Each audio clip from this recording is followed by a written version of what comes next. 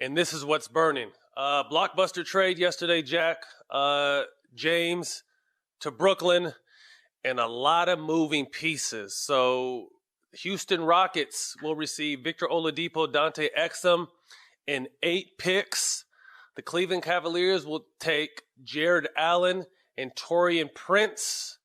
Indiana Pacers receive Karis LeVert and a second-round pick in 2023.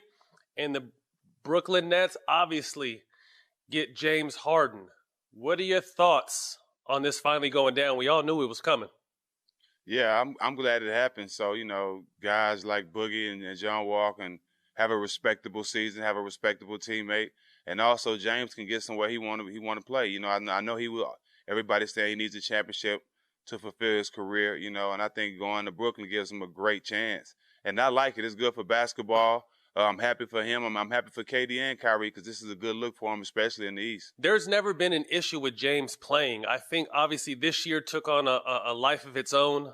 He had his mind made up in the summertime or maybe last year that he wasn't coming back. And I just kind of think the way he handled it possibly could have been different. But at the end of the day, when James wants to play and he's ready, he's one of the best players we've ever seen. So I think he'll be happy in Brooklyn. What does this do with the Kyrie factor now? To me, I kind of thought it was almost an insurance policy. Kyrie's still up in the air. We don't really know what's going on with him. We saw what Stephen A. Smith said yesterday, thinking that, if Kyrie wants to step away, he should retire and do what he needs to do. You and I talked yesterday a little bit, and I kind of brought up the Maya Moore situation. You've spoken to Kyrie. Like I said, social justice is on his mind. There's a lot on his mind, and I completely understand that. Similar to what Maya Moore did. Maya Moore is arguably one of the best players in the WNBA, stepped away, handled her business in the social justice field, and I think she'll be returning to basketball soon. What are your thoughts with, first, the dynamic of Kyrie returning, and then if he does possibly return, how good could this big three be? I definitely think he will return soon. A lot of people think that what's going on in the world today is more important than anything, especially a sport. So at some form, I get it. But me, as being a guy who was known as the ultimate teammate, you never leave your teammates, with where you are with them up in the air. And I don't think that's the situation. I know he communicates with his guys, but I think he'll be back. And the dynamic I have in them three guys, it has to scare everybody in the league. Because, if these guys can come together, put the right guys on the bench to come in and do the dirty work, man, these guys can definitely come out the East. But I know the NBA is looking like, oh, man, it's another three-headed monster we got to deal with.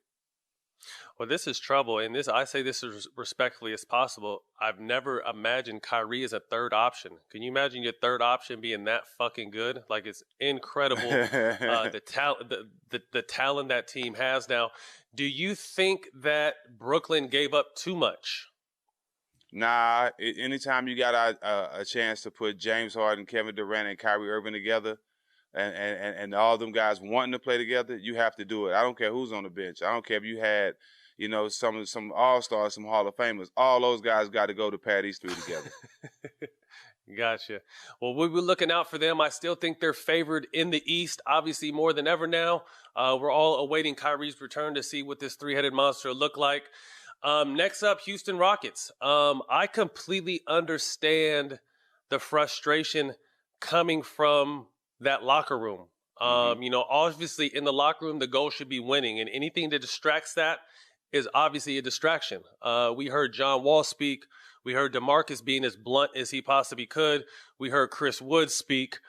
What do you feel like the attitude and mood in that locker room is right now?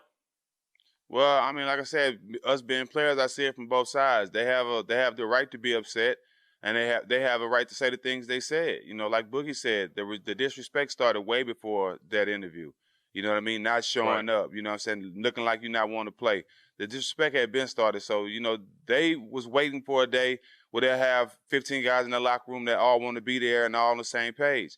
And I understand it with James too. Once he said on that news conference that it's a relationship that can't be repaired, then you know what I'm saying, I respect him for going somewhere where he want to win a championship because that's the only thing that's missing from his career. There's never been an issue with Harden going out there performing. Obviously, his mind was made up, and we didn't see the best James. We saw a lot of shenanigans going into training camp. He comes into camp, the heavyweight champion of the world, looking like, and just not performing. You know, at 17 points a game, I think he was leading the league in assists at 11, though. But you can tell we've been amazed by him the last handful of years, and we know when he wants to play and he doesn't want to play. And I think the energy was felt by his teammates. You know, it's like I said, everyone was well within their right to speak their mind, because at the end of the day, James is a superstar, but there's a whole other locker room that makes him go and makes that team go. So these guys were tired of the bullshit, and I'm sure they're happy he's gone. And then on the flip side, you're receiving Victor Oladipo,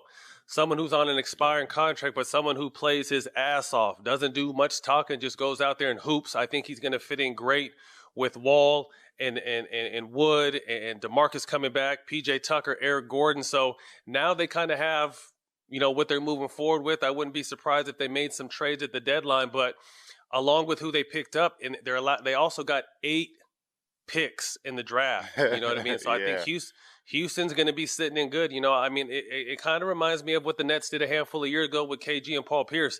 They went all in with all their picks. Nothing turned up that time. What will turn up this time? So, like I said, I think the Nets are happy. I'm sure they're obviously waiting Kyrie's decision or situation to get him back in the fold.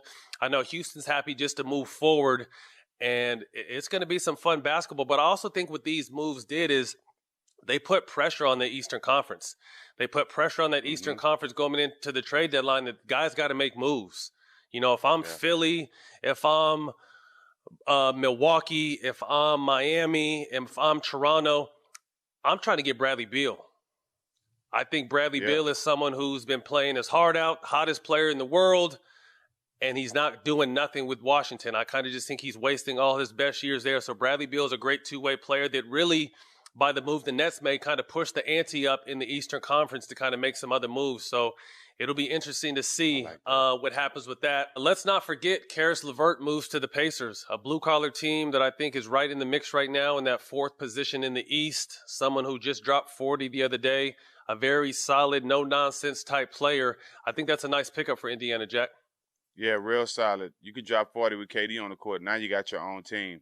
Indiana's a solid team. I don't have them being in the top 5 or 6 teams at the end of the season. They're gonna squeeze it. They might have a chance to squeeze in the playoffs, but having him going to Indiana and just being able to rock and be an offensive player like he can be, is gonna be a good look for him. Absolutely, gonna get plenty of shots over there. The Cavs. So the Cavs picked up Jared Allen to add to their ever list of centers. They got 5 people on as centers right now: JaVale McGee, Kevin Love, Drummond, Allen, and Larry Nance Jr. What I think this move does is allows them to trade Kevin Love now. I think Kevin Love will probably be gone before the deadline. He's tired of being in a dead-end team. His career is, you know, he's on the backside of his career, but I still think a healthy Kevin Love can help any contender. So I think what that move does is definitely frees up Kevin Love, but who really knows what they're trying to do with all those centers over there right now. At the end of the day, Jack, who do you feel won this trade? Man, Brooklyn won this trade by far. You talking about Kevin Love. Slide Kevin Love to Brooklyn for a little change.